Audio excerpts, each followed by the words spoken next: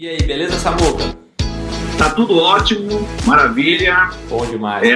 O calor do outono mais quente que eu já passei nos últimos anos, mas tá tudo bem por aqui. Muito bom falar com você. Legal, bacana. Cara, primeiramente, muito bom te conhecer, né, lá na Digital Mission, né? Então foi muito bacana toda a conversa que a gente teve, né? Conhecer um pouco mais da sua história, do que você fazia, de como você vinha, né? Os meios, né, que você trabalhava, as empresas que você trabalhava, e você nessa virada, né, para o digital, o quanto que isso foi legal, né, para você nesse momento.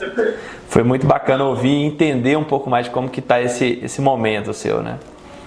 Tá, legal. Mais uma vez, quero agradecer você pelo espaço, o Amir, todo o pessoal aí da Go Backlog. Legal. E, na verdade, o que você falou foi muito bom quando nós nos conhecemos lá no Digital Mission, porque eu tive a oportunidade de também ter uma interação não só com você, como outras pessoas que estavam lá, me apresentando um pouco mais. Eu que sou relativamente novo nesse mundo do digital, né?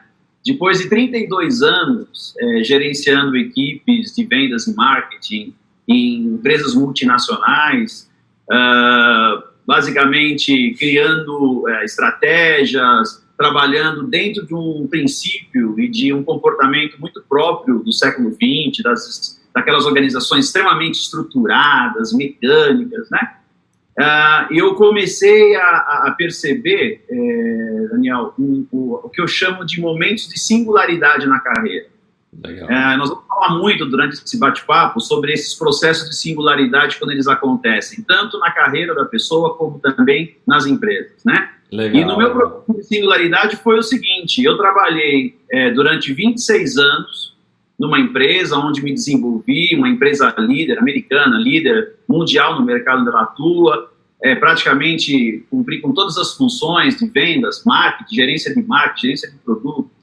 Eu escalei todas as possibilidades dentro daquela organização e resolvi sair para um novo desafio.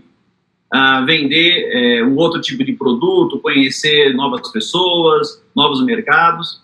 E aí fui para essa outra empresa, um desafio muito interessante para mim. Meu tempo nessa empresa durou 6 anos. 2 anos aqui no Brasil, cuidando do Brasil e América do Sul, e os outros 4 anos eu acabei indo morar nos Estados Unidos e cuidar de uma divisão lá, toda a América Latina.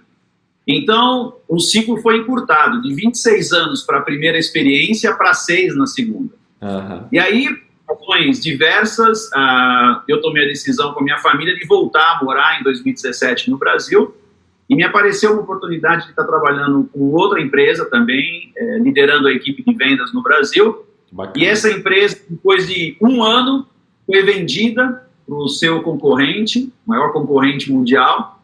E depois da integração no ano passado, eu tomei a decisão de deixar a organização e sair da empresa. Então, meu período nessa terceira empresa foi de 15 meses. Então, você começa a pensar, fala, pera um pouquinho, primeiro período, 26 anos, segundo período, 6 anos, terceiro período, 15 meses. Parece que os períodos estão se encurtando. O que está acontecendo? Então, esses são sinais que eu chamo de singularidade, que levam você a começar a refletir e a pensar, falar, pera um pouquinho, o que está acontecendo? Será que eu tenho que continuar tentando me repetir ou seria melhor eu tentar me reinventar? Então, nesse processo, eu tomei a decisão de reinventar-me como profissional, e aí fui estudar de novo, fui participar das várias atividades que você tem hoje acontecendo todos os dias aqui, nos centros de incubação de empresas, fui me envolver com as startups, eu fui tentar entender um pouco mais o que é essa nova economia cooperativa, esse novo mundo das startups poderia estar ensinando para um cara típico do século XX como eu. Então esse processo, é um processo de transição que eu acho que nunca vai acabar, ele vai continuar existindo ainda por muito tempo, porque você não pode realmente parar, e nós vamos até falar um pouquinho mais adiante, por que você não pode achar que já atingiu o topo máximo e fica precisando. Exatamente. Foi nesse momento aí que você se sentiu, né, transformando um pouco mais o seu mindset, né, ou seja, de você sair daquele modelo, né, analógico, né, para o mundo digital, né. Foi dentro disso que você falou que você mudou totalmente seu mindset, né, da questão de se reinventar, né.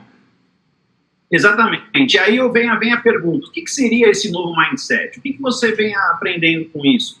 E aí eu traço até um paralelo com relação às empresas, né? Porque hoje, me colocando na posição, eu estou descobrindo meu novo lugar nesse mercado, meu novo lugar nesse ecossistema. Então, o que eu posso estar entendendo desse novo momento chamado transformação digital? É que mesmo as empresas, elas muitas vezes negligenciam os momentos de singularidade que elas têm vivido. E o que são esses momentos de singularidade? Eu, como falo, mais de 30 anos na indústria, trabalhando, o meu contato é direto com empresas, fabricantes, com distribuidores, com representantes, eu converso com muita gente. E o que a gente percebe? É que muitas das empresas acabam reclamando dos mesmos fenômenos. Ou seja, ciclos também estão se encurtando cada vez mais, esses ciclos de prosperidade. Vendas com crescimento marginal, quando acontece em crescimento marginal, muito linearizado, margens decrescentes, né? Muitos empresários que eu conheço, que eu converso, dizem para mim, eu não sei o que acontece com a minha equipe, eu não tenho mais pessoas nem motivadas e nem compromissadas com o que está acontecendo na empresa. Às vezes eu tenho uma empresa que eu tenho prestado um serviço, é uma empresa século XX total, e o dono da empresa falou para mim, olha, eu sinto que eu também não tenho mais a inspiração, nem a energia para poder fazer as mudanças que o meu negócio requer. Legal. Então você vê, equipe desmotivada, liderança sem energia, margens decrescentes, vendas crescendo marginalmente quando crescem, ciclos de prosperidade sendo encurtados. Opa! Nós temos aqui sinais de singularidade. É momento de parar e é momento de começar ou se repetir ou se reinventar. Exato. Então eu vejo que... Pois não. É aí que você faz, né, esse paralelo, né, a essa mudança de mindset que você teve, né, e como que essas empresas, né, dentro que estão passando por esses mesmos problemas, essas mesmas dificuldades, podem também se reinventar, certo? Exatamente, legal. Porque o que acontece? Vamos lá aqui para uma outra questão importante. Uma empresa, seja ela do século XX, seja uma empresa moderna do século XXI, ela está estabelecida em 3 pilares. O pilar das pessoas, dos processos e dos produtos. Okay? Então, pessoas sempre serão e continuarão sendo o elemento principal e o fator mais crítico dentro de uma organização, ok? Porque ainda somos humanos, então enquanto formos humanos, as pessoas ainda serão o fator mais crítico para o sucesso ou fracasso de uma organização. A tecnologia você pode comprar, o capital, você tem excesso de capital no mundo hoje, você pode pegar um investidor a qualquer momento para injetar capital na sua organização, mas se você não tiver pessoas para fazerem a diferença, enfim, não adianta você ter a maior quantidade possível de capital ou a tecnologia que você não vai chegar lá. Então, o que acontece? Hoje em dia, as pessoas estão sofrendo uma mudança muito grande. E aí que entra um pouco do digital. Nós temos, através da ciência de dados, hoje no Brasil, Daniel, só para você saber, uma pesquisa recente, agora novinha, que eu peguei até para compartilhar com vocês. Hoje no Brasil, nós temos 70% da população ligada na internet. É verdade. E mais de 65% de pessoas através de um celular usando redes sociais. Então, o que acontece? Quando você tem, em média, no Brasil, pessoas 9 horas, mais de 9 horas, 9 horas e 20 minutos por dia, em média, dentro da internet, que é como se fosse um mundo diferente do mundo físico, né? Ou para atividades profissionais ou para atividades pessoais, e você imaginar que toda essa quantidade de dados, esse comportamento totalmente virtual, essa situação de você estar em vários lugares ao mesmo tempo, porque a internet te permite isso, que você esteja em vários lugares ao mesmo tempo. Isso não tenha um impacto sobre o comportamento das pessoas, isso é um absurdo. Com certeza as pessoas estão sendo impactadas. Então isso está impactando as aspirações das pessoas, está impactando os objetivos, está impactando os valores, a forma de ajuntamento. E se está mexendo com as pessoas, está mexendo com as empresas, está mexendo com os clientes das empresas. ok? Porque no final de contas, como eu falei, é o fator humano que faz a diferença. Então, hoje, as pessoas sendo modificadas, os processos também são modificados. Veja bem, quando eu comecei minha carreira, muito tempo atrás, com 13 anos de idade, meu primeiro emprego foi de datilógrafo, ok? E eu tinha empresas que eram vitais, ou se achavam vitais para o processo onde eu trabalhava, porque elas forneciam máquina de escrever, ok? E eu ficava lá durante 6 horas do meu dia, o dia inteiro datilografando, poucas vezes podia ir no banheiro, tudo que eu podia fazer era datilografar. Hoje, um jovem de 13 anos dificilmente vai se acomodar a viver 6 horas do seu dia fazendo uma atividade tão repetitiva e até bucólica, vamos dizer assim. Então a tecnologia teve que vir para substituir e automatizar esse tipo de atividade, porque as pessoas querem trabalhar em coisas inspiradoras, em coisas que as motivem, que reforcem os seus próprios propósitos de vida. Então, as pessoas mudando, os processos tiveram que ser adaptados para que as novas pessoas possam também continuar criando, continuar fazendo a diferença dentro das organizações. E, consequentemente, mudam-se os produtos também. Com certeza. Entendeu? E como dizia Kotler, sem querer ser muito teórico, mas Kotler dizia, não existe produto. Na verdade, todos nós compramos um serviço que tende a atender uma expectativa que nós temos, de um desejo ou de uma necessidade. Então, na verdade, nós estamos dispostos a pagar um determinado preço para que uma necessidade ou um desejo seja satisfeito por um produto. Então, estas percepções estão mudando muito rapidamente no mundo digital, e é por isso que a empresa e as pessoas têm que se abrir para ela.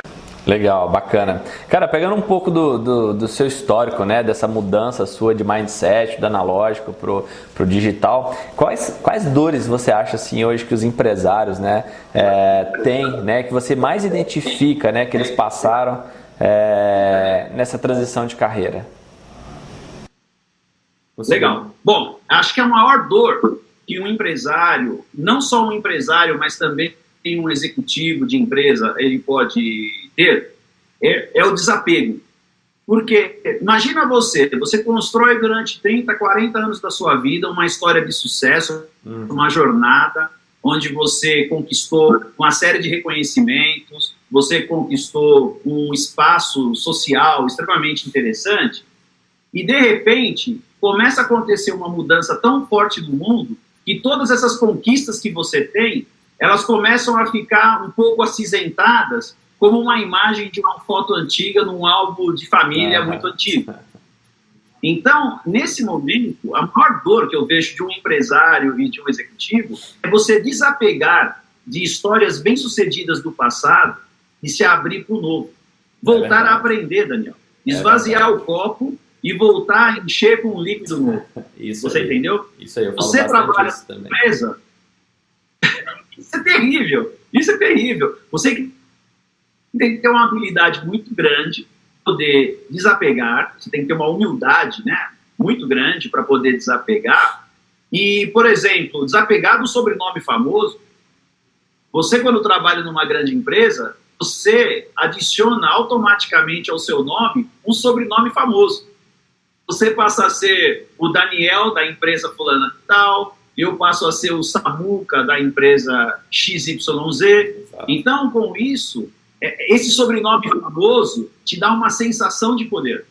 Ele te leva a lugares incríveis, ele te dá a possibilidade de, muitas vezes, comer nos melhores restaurantes, de viajar em primeira classe. E muitas pessoas acabam acreditando que elas são o título que elas carregam, entendeu? E elas perdem aquela ideia de que, na verdade, elas não são aquele título. Elas estão naquele momento, naquele título. Exatamente. E isso é uma coisa que pode mudar a qualquer momento. Então, eu acho que a maior dor que um tem e uma empresa tem é como eu abro mão daquelas histórias. Olha, você vai em muitas empresas, eu sei que o pessoal do Go Backlog, vocês têm muito contato com o cliente. Aí uma coisa que eu gosto é entrar na empresa e ver na recepção aquele monte de quadro que fica na parede mostrando os prêmios recebidos pela empresa. E muitas delas, quando eu entro, são prêmios da década de 90, prêmios do início dos anos 2000, ou seja, são histórias do passado, são coisas bem feitas do passado que a empresa não consegue se desapegar. E ela não, enquanto ela não desapegar do velho, ela não vai estar aberta para o novo. Você entendeu? Então, acho que a maior dor é a transição, é você se despir um pouco de todo o seu orgulho, daquilo que você conquistou e acha que pode fazer, e se abrir para aprender outra vez, para ouvir um pouco uma outra perspectiva que o pessoal do mundo digital está trazendo. Legal. Tem uma frase que eu ouvi que é muito bacana, que é o seguinte, que por trás de todo CNPJ, ele tem um CPF. Tá? E muitas vezes a pessoa pensa e usa, né, a inovação só na empresa, né? Mas também ela tem que se renovar também, né? Inovar em si próprio, né? Então isso é muito importante. E isso faz parte, né, de todo o processo, né, de inovação, de transformação digital. Então não adianta você só querer mudar processo se as pessoas, como você disse, né, se as pessoas não mudarem, se as pessoas não buscarem, né, um novo também. Então isso é muito legal também o que você disse. Não, é verdade. Você falou dessa frase, eu totalmente concordo com ela, que por trás do CNPJ tem o CPF. E entenda o seguinte, o CNPJ é uma abstração, porque só o que você tem são os CPFs. Entendeu? Na verdade, até tem um autor, que é o autor do Homo Deus, que eu li, gosto e recomendo muito para as pessoas lerem esse livro.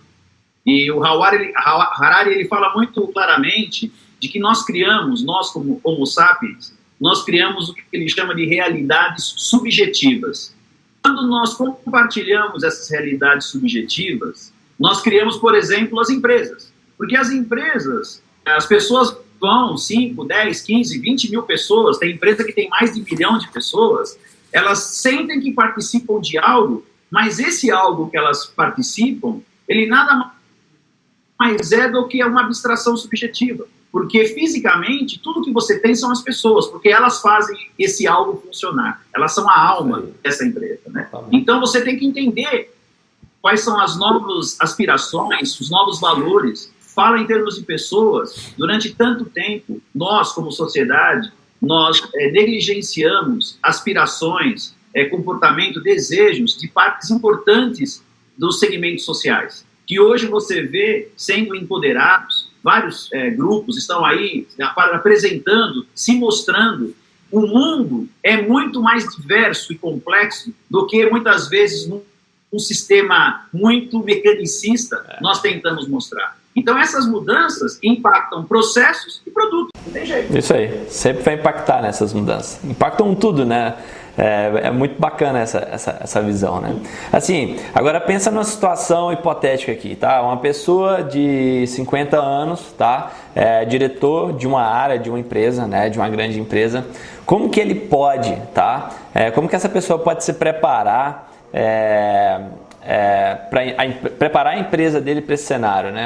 Eu sou diretor de uma grande empresa, tenho 50 anos, e como que eu posso me preparar, né, para esse cenário, né, de transformação digital, de inovação, né? Eu já estou há muito tempo, né? Se for pegando um cenário como o seu, né, que você tinha, como é que você se reinovou, né? E o que você fala para essa situação, né? Como é que esse cara vai inovar? Como é que ele vai se preparar para esse cenário atual? Legal. Bom, nós estamos vivendo no momento das tribos, certo? E recentemente eu fui num evento sobre marketing de engajamento e eu aprendi sobre um termo totalmente novo para mim, eu não conhecia.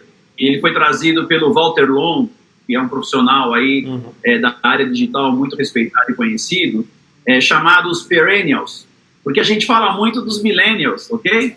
E o que faz essas pessoas um pouco mais maduras, que influenciados pelos seus filhos, pelos seus netos, pelos mais jovens, acabaram adotando a tecnologia também, e estão nesse mundo inserido no mundo de hoje. Bom, existe agora, cunharam um termo para se referir a essa tribo, a tribo dos perênios. Então, os perênios têm uma característica muito interessante. Primeiro, no Brasil, eles representam 17% da população, mas representam 35% do poder de consumo do Brasil.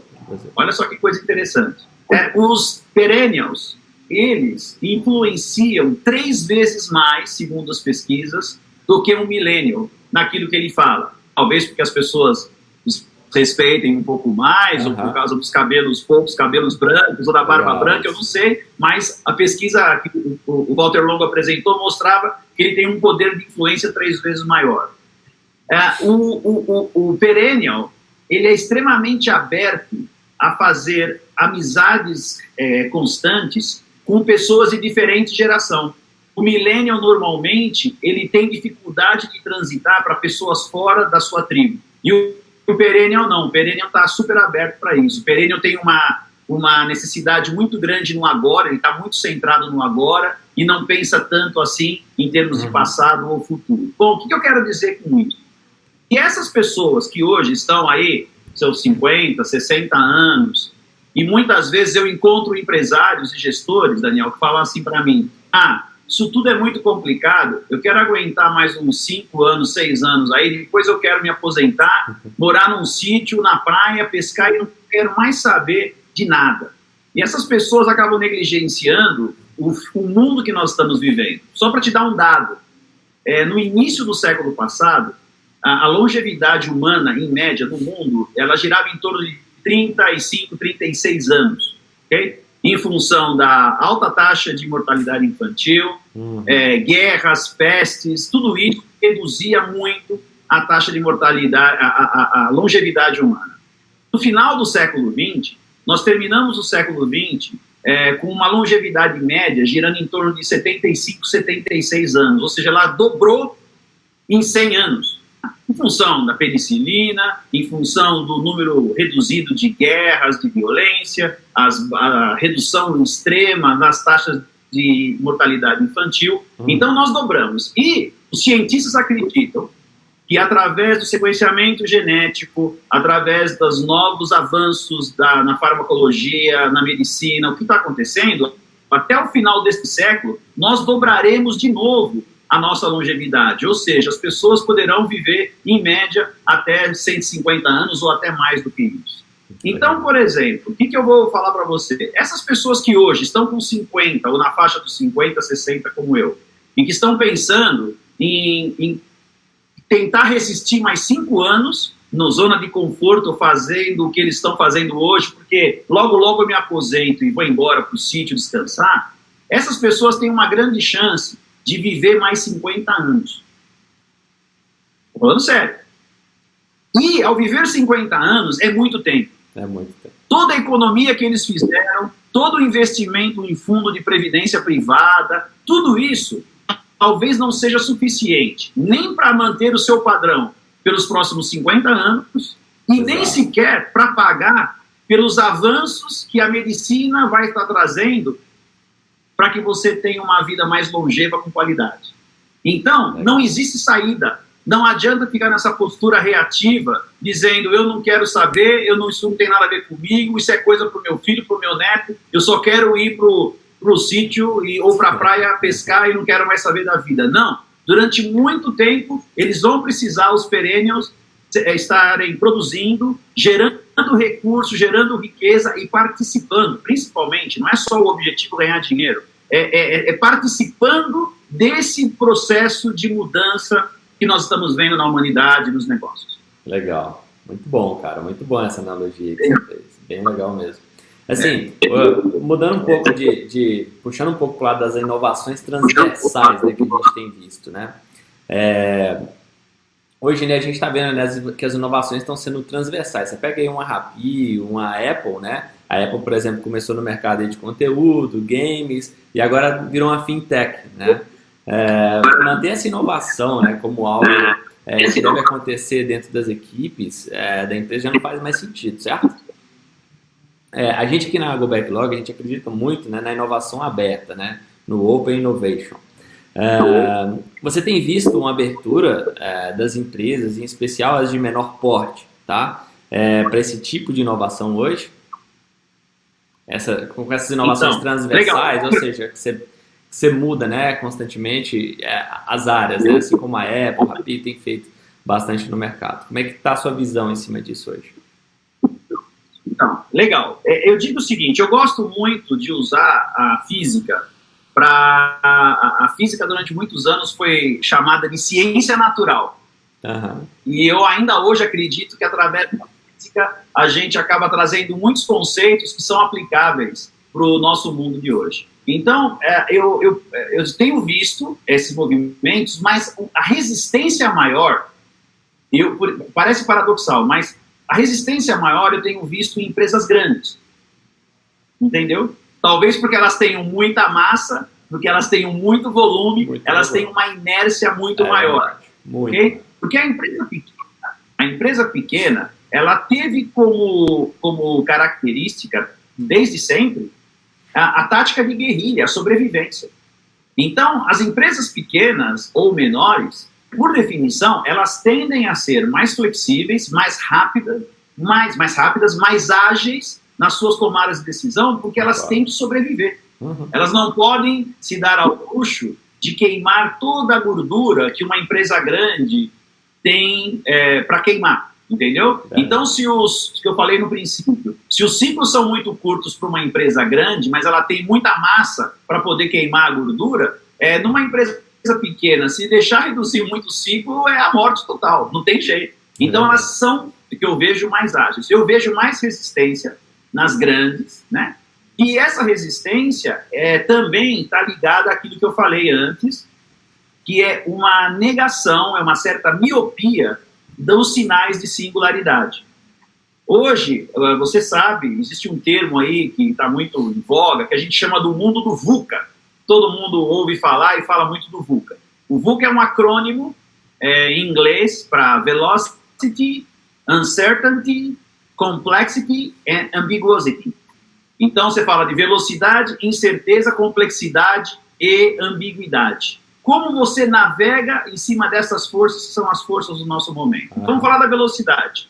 Eu tenho na velocidade 2,5 quintilhões de dados sendo gerados a cada dia, esses dados oficiais do ano de 2018. Fica até difícil a gente calcular o que significa 2,5 quintilhões de bytes por dia. Esse número até 2025 vai ser multiplicado por 10. Por quê? Porque você vai entrar com IoT, em 6 anos, o IoT, nós vamos ter mais de 50 bilhões de dispositivos ligados no IoT. Cada dispositivo que hoje está totalmente offline, está totalmente desligado na sua casa, no seu escritório, ele vai estar emitindo dados que vão ser analisados, eles vão ser criticados e vão gerar novos produtos, novos processos, novos serviços. Ok? Então, olha só o impacto do que eu estou falando em termos de velocidade. Não dá tempo. O que você aprende e é novo hoje, amanhã pode já ser totalmente velho. Você não pode ficar parado. Quando você fala da incerteza, a incerteza, nós estamos tomando um conceito até da física quântica, porque a física quântica, um dos pressupostos dela, ela declarou que você nunca tem certeza de nada. Porque, por exemplo, quando você vai na estrutura da matéria e vai tentar ver a localização do elétron, você não pode assegurar que o elétron está naquela posição. Porque nós sempre trabalhamos em regiões de probabilidade. Então você tem um mundo de probabilidades. Até que um fenômeno ocorra, tudo que nós temos são probabilidades, nada é certo. E aí pensa num profissional como eu, do século XX, empresas do século XX, que saíram fazendo budget, forecast, e que a empresa e a alta gerência exigia que todo ano você crescesse 2%, 3% de forma linear, regular, praticamente desconsiderando o mundo. Porque o mundo não pode ser enquadrado dentro de eixos X e Y. O mundo é muito mais complexo do que isso. As empresas tinham aquele pensamento totalmente incremental, linear, totalmente tudo tem que estar certo, sendo que o mundo é incerto. Por isso que as empresas digitais e as novas crescem exponencialmente, porque elas já têm um outro mindset, um outro pensamento. Aí você vai para a complexidade, como nós já conversamos antes. Pessoas hoje são mais complexas. Os segmentos são mais complexos. Quando você faz hoje uma pesquisa tipográfica, ela não te diz muita coisa. Porque você saber que pessoas de 60 anos gostam de fumar charuto, isso é muito... É você tentar transformar uma realidade complexa em 2 eixos X e Y, sendo que você tem muitos eixos ortogonais para poder caracterizar e definir um grupo de pessoas. Então, a complexidade acontece. A ambiguidade para as empresas é total. Porque, por exemplo, talvez o teu grande concorrente esteja nascendo nesse momento numa garagem em algum lugar do mundo que você nem sabe onde está. Verdade. Então, as empresas tinham naquele modelo do Porter, você avalia as forças da indústria, aquela coisa muito estruturada, mecânica, legal, que ajudou muito a gente a chegar até aqui. Mas hoje, o que acontece? Essa velocidade, essa incerteza e essa complexidade, esse nível de complexidade faz com que uma empresa, ao mesmo tempo, possa ser o seu cliente, possa ser o seu fornecedor ou possa ser o seu concorrente. Então, isso é um processo muito violento, que acredito que nunca na história da humanidade nós passamos por alguma coisa similar a esse. Então, todo mundo tem que estar atento e forte a todo momento. A todo momento. Não adianta você ficar preso às suas grandes histórias de sucesso do passado, às suas grandes conquistas do passado, porque pode um concorrente que você nem imagina estar surgindo nesse momento em qualquer garagem do mundo, e é um concorrente que dentro de algum tempo não vai prejudicar o seu negócio, ele vai destruir por completo o seu negócio. Isso aí, cara, muito bom.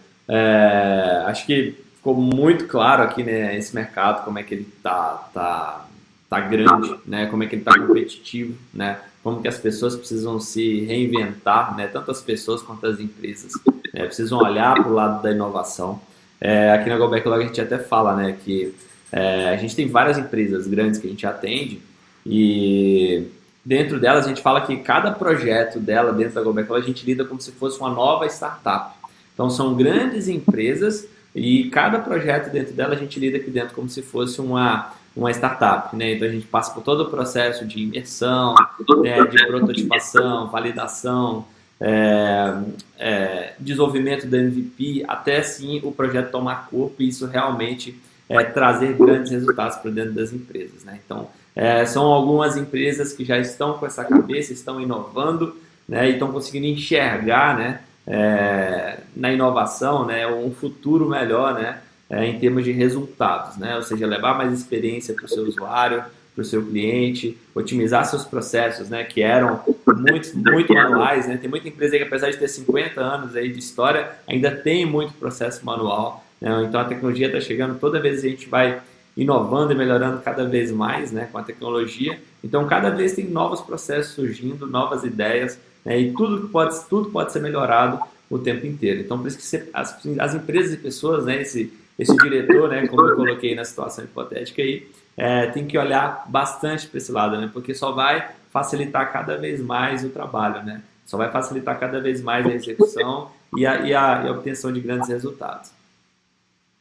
Com certeza, as empresas que são atentas aos movimentos de singularidade, vamos lembrar bem disso. Exato. Aquelas que estão atentas aí, elas já começaram a criar estruturas meio que separadas da estrutura atual, que possam reinventar por completo o próprio negócio. A metáfora que eu uso é a metáfora da bicicleta, ok? A bicicleta de duas rodas, você tem uma roda que é responsável pela tração, que é aquela onde está a catraca e a corrente, para justamente colocar em movimento a bicicleta, mas você tem aquela dianteira que é da condução. Ela vai te levar para os caminhos que você precisa. Okay? Então, se você eliminar a bicicleta, a roda da tração, você não sai do lugar, porque você precisa de algum movimento. Você até a corrente está ligada à parte da tração. Mas também, se você não tiver a condução para onde ir, tem um ditado grego antigo que dizia que nenhum vento é bom para quem não sabe para onde está indo. Exatamente. Então o que acontece? Se você tirar também a roda dianteira da direção, você não vai para lugar nenhum. Então, hoje, as empresas nós tivemos até a oportunidade no Missão Digital de visitar algumas, você percebeu que algumas empresas criam laboratórios, né? Embora sejam parte da mesma empresa, eles têm estruturas totalmente diferentes, porque talvez o objetivo maior desses laboratórios é conduzir a empresa para o novo que vem por aí. Enquanto a estrutura original continua gerando tração para colocar a bicicleta em movimento. Pô, que legal, muito bom. Então tem que fazer isso mesmo. Exatamente. Fazendo a todo momento, não pode parar. Muito boa analogia. Não pode parar. Muito boa analogia. Cara, queria te agradecer por esse bate-papo. Tem um tempão que a gente vem querendo, né, fazer essa conversa muito proveitosa, acho que vale para todo mundo, né, que está vendo esse vídeo aqui, vendo esse bate-papo nosso, que realmente a gente trouxe um conteúdo bem interessante, né, em relação a toda essa inovação aberta, né, todo esse papo do analógico, de a gente trazer para o analógico, para trazer também para o digital, sair do analógico para o digital. Acho que isso é algo que as pessoas realmente têm que abrir, né, a mente para isso e se reinventar, né, as empresas se reinventarem, as pessoas se reinventarem. E com isso a gente vai conseguir atingir grandes resultados, né, criar aí cidades inteligentes, empresas muito inteligentes, pessoas, né, melhores, e com isso a gente vai transformando a vida das pessoas. Legal? Não, com certeza. Eu é que quero agradecer mais uma vez você, o Amir e toda a equipe da Go Backlog pelo espaço.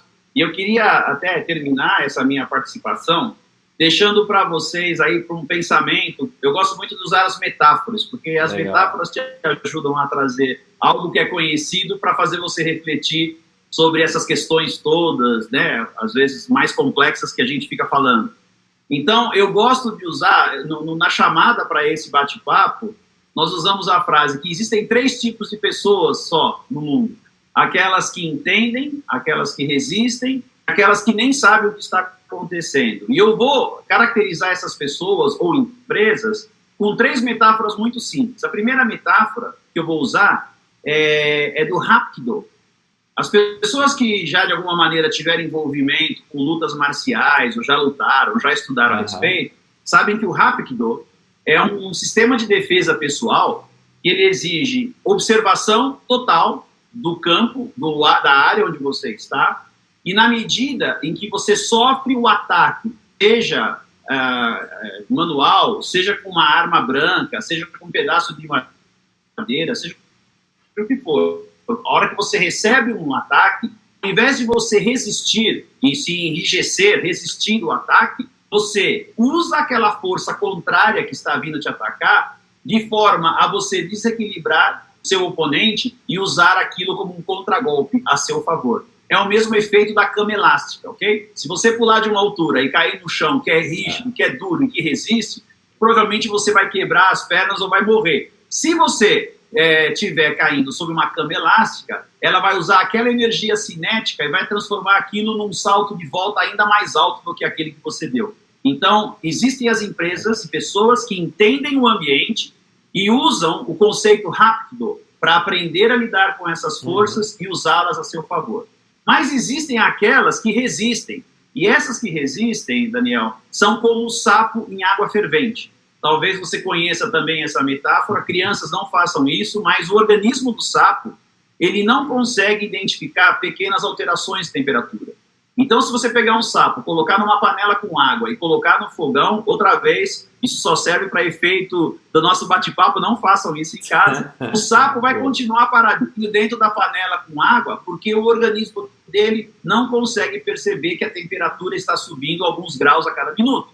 E ele continua ali tranquilo na zona de conforto dele, até o momento em que a água chega nos 100 graus centígrados e começa a entrar em ebulição. Nesse momento, o sistema límbico do sapo informa, olha, hora de pular da panela porque aqui está muito quente. Mas quando ele tenta pular, já é tarde demais. Too late, porque simplesmente o calor da água já derreteu a pata, a pele, ou seja, ele está morto na panela e não consegue mais reagir. Assim são algumas empresas e pessoas que ficam resistindo, estão observando os pequenos sinais, esses movimentos de singularidade, e quando elas tomarem a decisão de dar o pulo, talvez seja tarde demais. E por último, as pessoas que nem sabem o que está acontecendo, para mim não tem melhor metáfora do que os dinossauros. Porque os dinossauros até 65, 70 milhões de anos atrás, talvez eram a maior população de seres viventes na face da Terra. E os dinossauros, todos os dias de manhã, acordavam com suas famílias,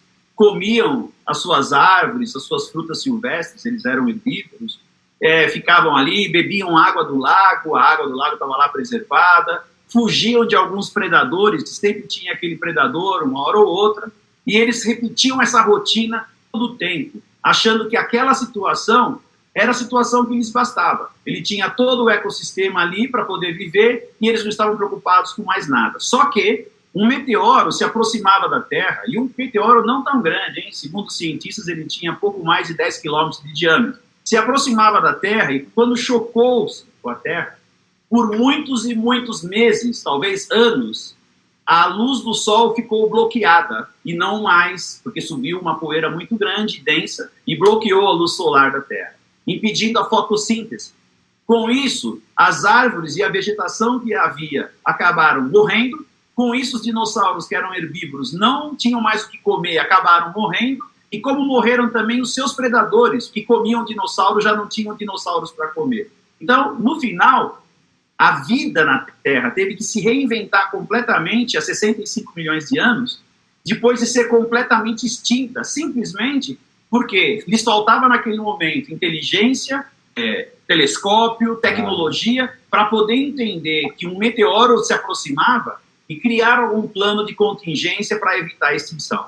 Então, hoje, existem pessoas e empresas que têm um comportamento muito similar, mesmo tendo avisos, tendo livros, tendo workshops, tendo pessoas informando desse meteoro que está chegando cada vez mais próximo dessa nossa sociedade. Mas as pessoas continuam ignorando, não querendo saber o que está acontecendo, e elas estão correndo um grande risco. Não um risco de serem prejudicadas, um risco de extinção total. Extinção moral, extinção como profissional, extinção como poder criativo. Então, eu deixo essa mensagem, me coloco à disposição, enfim, estou à disposição para conversar, para ajudar, trabalhar em parceria com vocês, para que a gente possa alertar, através dessas conversas extremamente provocativas, as empresas, para que elas não tentem agir como o sapo em água fervente e nem como os dinossauros que já foram extintos. Tá legal? Isso aí, cara, muito bom mesmo. Cara, obrigado aí mais uma vez e espero aí a gente poder fazer outros bate-papos como esse, que foi muito proveitoso. Obrigado mesmo. Valeu? Conta comigo. Um abraço. Valeu, cara. Sucesso. Um abraço. Tchau, tchau. Sucesso.